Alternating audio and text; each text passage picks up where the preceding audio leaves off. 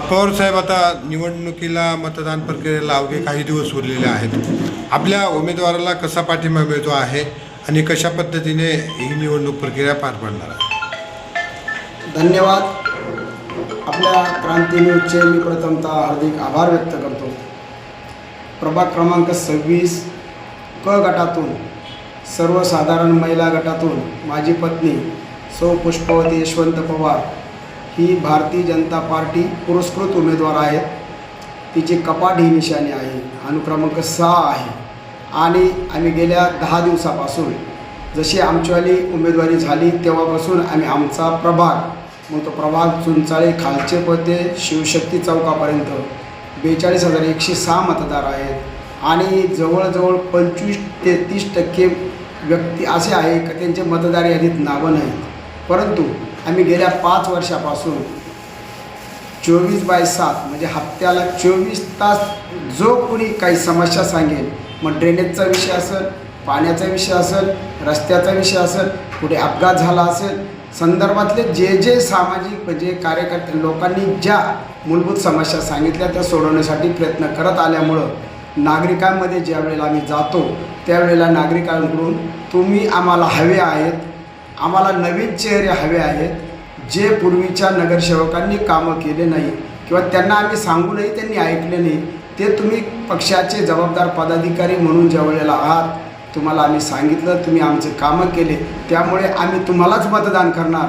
असेच माझ्या पत्नी किंवा मी किंवा माझ्याबरोबर असलेले भारतीय जनता पार्टीचे कार्यकर्ते यांना ह्या नागरिकांच्या ह्या मतदारांच्या वतीने सांगण्यात येत आहे. ज्या उमेदवार होत्या म्हणजे अलका अहिरे आता सध्या प्रचार करत आहेत, त्यांच्याबाबत पक्षाने काय भूमिका घेतलेली आहे, काय सांगा? सर्वात महत्त्वाचा मुद्दा सांगायचा असा आहे की ज्या दिवशी पक्षाचे अधिकृत उमेदवारी प्रभाग क्रमांक 26 अ मध्ये आमचे सहकारी ॲडव्होकेट निलेशजी पाटील, ब गटामधील उमेदवार आमचे मित्र अशोकजी पवार भारतीय जनता पार्टीचे नवीन मंडळाचे सरचिटणीस आहे, त्यांच्या धर्मपत्नी सौ मोहिनी अशोक पवार, त्यानंतर क गटाचे माझी पत्नी, मी शहर चिटणीस म्हणून काम करत असताना माझी पत्नी भारतीय जनता पार्टीचे नवीन नाशिक मंडळाच्या उपाध्यक्ष होत्या आणि त्यांनीही खूप मोठ्या प्रमाणामध्ये महिलांचं सबलीकरण असेल, महिलांसाठीच्या लाडकी बहीण योजना असेल, महिलांसाठीची विधवा पेन्शन असेल, महिलांसाठीचे बालसंगोपन असेल किंवा ज्येष्ठ नागरिक असेल, तिने तिच्या पद्धतीनं चांगल्या पद्धतीने संघटन केलं आणि या सर्व गोष्टीला आमच्या लाडक्या आमदार श्रीमती अहिरे यांचं पाठबळ मिळालं. त्यामुळे तिला उमेदवारी मिळावी ही जशी आमची इच्छा होती तशी पक्षाची होती आणि पक्षाने तिला उमेदवारी दिली पण होती. त्यानंतर ड गटाचे उमेदवार आमचे सहकारी युवा नेते रामदासजी मेदगे यांनाही उमेदवारी झाली होती. सांगायचा मुद्दा असा का ज्या दिवशी आम्हाला वृत्तपत्रामधून समजलं, आमच्या नाशिक शहर भाजपा कार्यालयातून समजलं की तुमच्या 4ही उमेदवारांना भाजपाने अधिकृत उमेदवारी दिली आहे, त्यामुळे आम्हाला समाधान वाटलं, आनंद वाटला. आम्ही आदरणीय श्रीमती अहिरेंचे अगदी मनपूर्वक आभार व्यक्त केले, आमच्या शहर अध्यक्षांचे आभार व्यक्त केले, कारण त्यांनी प्रत्येक जागेसाठी 3-3 उमेदवारांच्या नावं पाठवले होते. परंतु आमचा कार्य अहवालच असा होता की त्यांनी आम्हाला घरपोच उमेदवारी दिली. परंतु ज्या दिवशी AB फॉर्म्स मिळत होता त्यावेळेला आम्हाला जो AB फॉर्म्स मिळाला तो ज्या वेळेला आमचा AB फॉर्म्स येत होता त्यावेळेला ह्या भागाचे गेले 2002 असेल, 2007 असेल, 2012 असेल, 2017 असेल आणि 2020 असेल, या तब्बल 5 निवडणुकामध्ये ज्यांना कुटुंबात मग कधी अलका अहिरे असतील, कधी त्यांचे पती असतील, त्यांना उमेदवाऱ्या भारतीय जनता पार्टीने त्यांना दिल्या. परंतु त्यांचा गेल्या 2017 ते 2026 या 9 वर्षाच्या प्रवासामधला त्यांचा जो कामाचा जो लेखाजोखा होता तो अतिशय म्हणजे आपण सरळ सांगायचं म्हणजे निगेटिव्ह निघाला. तो कोणत्याही सर्वेमध्ये त्यांचं नाव आलं नाही असं आम्हाला समजलं आणि या सर्वेमध्ये नाव न येण्याचं कारण नागरिकांच्या कोणत्याही मूलभूत समस्यांना त्यांनी कधी सहकार्य केलं नाही, कधी समजून घेतलं नाही. सांगायचा मुद्दा असा का खुटवड नगरला त्या राहतात तरी खुटवड नगरचीच जनता त्यांच्यावर नाराज आहे. मग शिवशक्ती चौक असेल, शिवशक्ती नगर असेल, सरस्वती चौक असेल, शाहू नगर असेल, बरोबाबा नगर असेल, खुटवड नगर असेल, मोगल नगर असेल, जनकनगरी असेल, साळुंखे नगर असेल, लोखंडी जॉगिंग ट्रॅक परिसर असेल, ह्या परिसरात त्यांचं वास्तव्य आहे, परंतु त्यांच्यावर तिकडंच जवळजवळ 50 ते 60% नाराजी.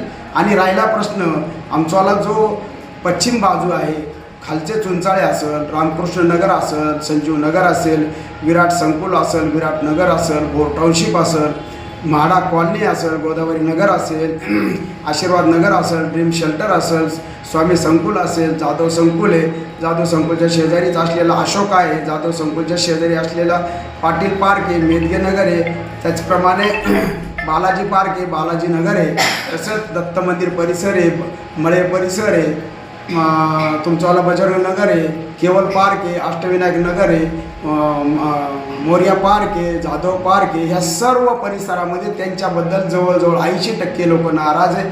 कोणत्याही 9 वर्षामध्ये काम न केल्यामुळं, त्यांना तिकीट मिळालं तरी त्याचं डिपॉझिट जप्त होईल असे मेसेज गेल्यामुळं पक्षाने त्यांना उमेदवारी दिली नाही.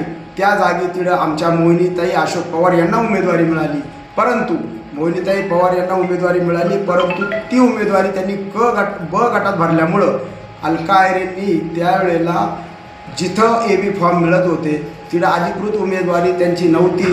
त्यांनी काय केलं का तिथं त्यांचा कैलास आयरे या व्यक्तीनं तिथं अतिशय वाईट भाषेमध्ये आमच्या भारतीय जनता पार्टीच्या नेतृत्वाला, म्हणजे नेतृत्वाबद्दल मीडियाशी बोलला. आणि त्यामुळं तिथं काय झालं का तेवढ्या पिरियडमध्ये त्यांच्यावाला कुणीतरी जवळचा घरचा माणूस गेला आणि तिथून तो फॉर्म पळवून आणला. हे सरळ CCTV फुटेजमध्ये पण आढळलं. त्याच्यानंतर तो फॉर्म त्यांनी जसा आणला, नगरपालिकेत त्यांच्यावाल्या माजी नगरसेविका अलकाताई आयरे होत्या आणि त्या असताना त्यांनी फॉर्म भरला आणि तो फॉर्म त्यांना मुळात उमेदवारी नसतानाही भरला आणि त्यांचा फॉर्म 2 वाजून काहीतरी 9 मिनिटाच्या दरम्यान आणि आमचा फॉर्म रितसर फॉर्म अधिकृत फॉर्म 2 वाजून 17 मिनिटांनी भरला. त्या 8 मिनिटाच्या फरकाने त्यांचा फॉर्म अगोदर आल्यामुळं समजा त्यांना निवडणूक आयोगाने कमळ ही निशाणी दिली. परंतु तात्काळ शहराचे अध्यक्ष सुनीलजी केदार साहेब असतील, आमच्या लाडक्या आमदार सीमाताई हिरे असतील, आमचे सरचिटणीस सुनीलजी देसाई असतील किंवा तत्सम आमचे ज्येष्ठ नेते, त्यांनी ताबडतोब की ही जी उमेदवारी आहे पुष्पावती यशवंत पवार यांच्या अगोदर कोणी क गटामध्ये किंवा नंतर कोणी क गटामध्ये ज्यांनी फॉर्म भरला असेल AB तो अधिकृत नाही, तो पळवून आणलेला फॉर्म आहे. अशा पद्धतीचं निवडणूक आयोगाला पत्रही दिलं, परंतु ते पत्र थोडं उशिरा गेल्यामुळं अधिकृत उमेदवारी म्हणून त्यांना कमळ निशाणी मिळाली आणि आम्हाला अपक्ष लढण्याची वेळ आली. ही निवडणूक अधिकारामधला विषय झाला. परंतु आता पक्षाने त्यांच्यावर काय कारवाई घेतलेली आहे? ज्या वेळेला त्यांना पक्षाने सांगितलं की पुष्पावती यशवंत पवार ह्या भारतीय जनता पार्टीचे अधिकृत उमेदवार आहेत, तेव्हा त्यांनी तुम्ही त्यांना पाठिंबा द्या किंवा तुम्ही माघार घ्या. ह्या ज्या वेळेला आमचे वरिष्ठ नेते त्यांनी सांगितलं, कारण अनेक प्रभागामध्ये थोडेसे गोंधळ झाले होते, त्याच्यामध्ये हा गोंधळ जरा थोडा वेगळाच होता. मग याच्यामध्ये यांनी पळून आणलेला फॉर्म असल्यामुळे यांना पक्षाने अधिकृत गृहीत धरलेलं नव्हतं. त्यांना पक्षाने सांगितलं तुम्हाला सौ पुष्पावती यशवंत पवार ह्या पक्षाचे अधिकृत उमेदवार आहेत, पक्षाने त्यांनाच तिकीट दिलेलं आहे, पक्षा सर्वेमध्ये पुष्पावती यशवंत पवार याच उमेदवार आहे. परंतु त्यांनी त्याही नंतर ऑफिस टाकलं, ऑफिसला ज्येष्ठ नेत्यांचे फोटो लावले, नंतर त्यांच्यावाले प्रचार यंत्रणा चालू केली, ते स्वतः फिरायचे, पण रिक्षा फिरायची, सर्व काही फिरायचं.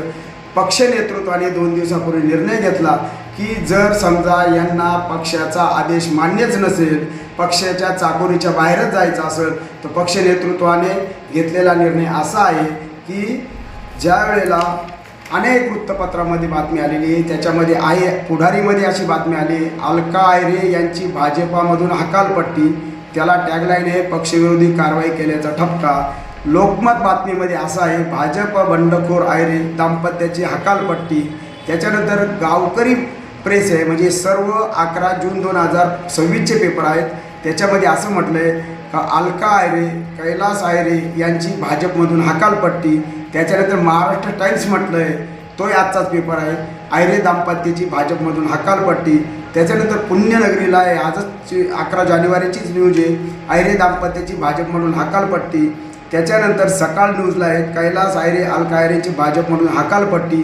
ही वेळ त्यांच्यावर यायला नको होती, ते आमचे जुने मित्र आहेत, परंतु त्यांनी ज्या पद्धतीने नेतृत्वाला गृहीत धरलं ते अतिशय अयोग्य होतं. मी नेतृत्वाने जो न्याय दिला त्याबद्दल खूप धन्यवाद आहेत. कारण भाजपाचा मोठा निर्णय अलका अहिरे व कैलास अहिरे यांची पक्षातून 6 वर्षासाठीची हकालपट्टी, आणि मला सांगायचं असं आहे की ज्या वेळेला यांना उमेदवारीच नव्हती, यांनी जो खटाटोप केला, यांनी जो गृहीत धरलं, तर त्यामुळे अखेर सत्याचा विजय प्रभाग क्रमांक 26 क निशाणी कपाट भाजप पुरस्कृत सौ पुष्पावती यशवंत पवार यांनाच प्रचंड मताने विजयी करा असं मला आव्हान करण्यासाठी ज्यावेळेला मी तुमच्यासमोर बसतो.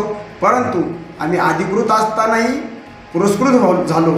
याला आम्हाला नाशिक शहराचे अध्यक्ष आदरणीय सुनीलजी केदार साहेब, त्याचप्रमाणे आमच्यावाले लाडक्या आमदार सीमाताई हिरे यांनी वरिष्ठांकडे केलेला पाठपुरावा, आदरणीय मुख्यमंत्री महोदय देवेचे अध्यक्ष रवींद्रजी चव्हाण साहेब असतील, आमचे संकटमोचक मंत्री माननीय आदरणीय गिरीशभाऊ महाजन असतील, त्याचप्रमाणे पूर्व विधानसभेचे आमदार ज्येष्ठ मार्गदर्शक राहुल भाऊ ढिकले असतील, मध्यच्या आमदार आदरणीय देवयानीताई फरांदे असतील, आणि तमाम भारतीय जनता पार्टीच्या नेतृत्वाने यासाठी की बंडखोरी करणाऱ्याला किंवा पक्षादेश न मानणाऱ्याला त्याची जागा दाखवा, त्या जागा दाखवत असताना त्यांची 6 वर्षासाठी हकालपट्टी झालेली आहे.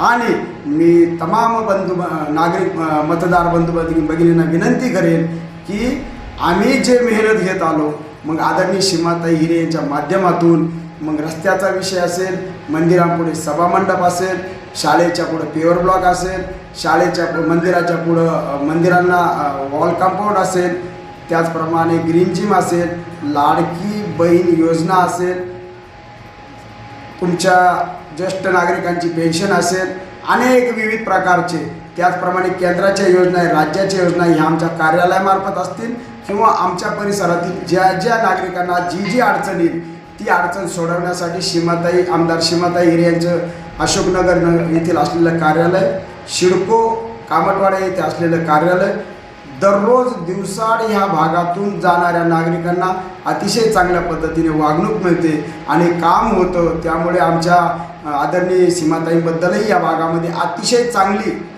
चांगली प्रतिमा असल्यामुळं त्यांच्या प्रतिमेचा नंतर पक्षात आदरणीय मोदीजी असतील, देवेंद्रजी असतील, गिरीश भाऊ असतील, यांच्या कार्यशैलीमुळं आमच्या प्रभागामध्ये अतिशय चांगलं वातावरण झालेलं आहे. चौक सभांमध्ये कसा प्रतिसाद मिळतो आहे?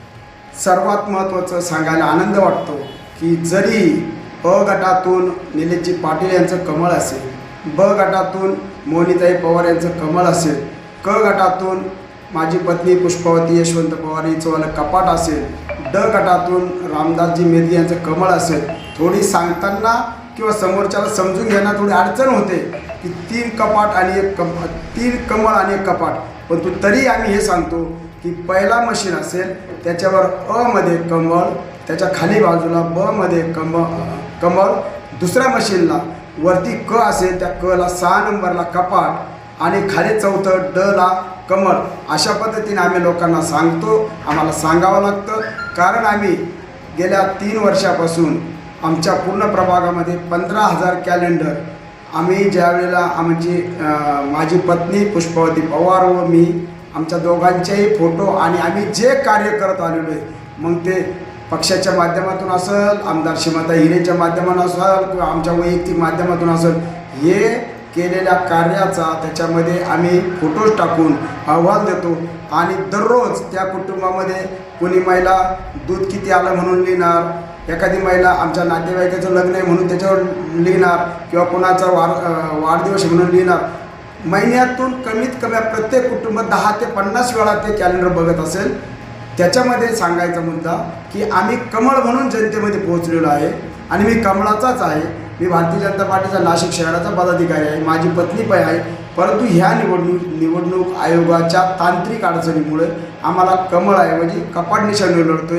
परंतु हे आम्हाला लोकांना समजावून सांगण्यासाठी वेळ कमी पडतोय, तरी तमाम मतदार बंधू भगिनींना विनंती करेन की ज्यांनी पक्षाशी प्रतारणा केली, गद्दारी केली, त्यांनी पक्षाच्या नेतृत्वाशी ज्या पद्धतीनं वागले, त्यांची पक्षातून हकालपट्टी झालेली आहे.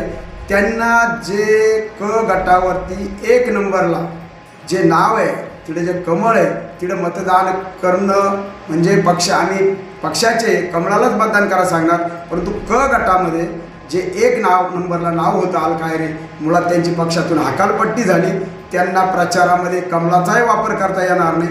आमच्या नेतृत्वालाही तिथं पुढं अनुचित करता येणार नाही. कारण नेतृत्व म्हणजे देशाचे पंतप्रधान असतील, राज्याचे मुख्यमंत्री असतील, आमच्यावाले गिरीशभाऊ महाजन असतील किंवा शहराचे नेतृत्व असतील, शहराध्यक्ष सुनीलजी केदार असतील आणि बाकीचे सर्व नेते, या कोणाचाही वापर करता येणार नाही. कारण त्यांची पक्षातून 6 वर्षासाठी हकालपट्टी झालेली आहे. त्यांनी तसं केलं तर पक्ष त्याच्यावर अजून कठोर कारवाई करण्यासाठी पुढील पावलं उचलेल, हे मात्र निश्चित.